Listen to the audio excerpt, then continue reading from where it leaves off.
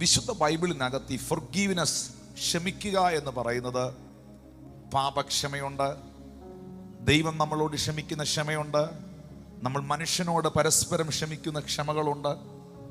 എന്നാൽ പ്രധാനമായും ഈ ഫൊർഗീവ്നെസ് എന്ന് പറഞ്ഞാൽ എന്താണ്, അതിൻ്റെ അർത്ഥം? അതാണ് യേശു പറഞ്ഞ ഉപമ. അതിനെ ഒരൊറ്റ വാക്യത്തിൽ പറയാം: forgive and you will be forgiven.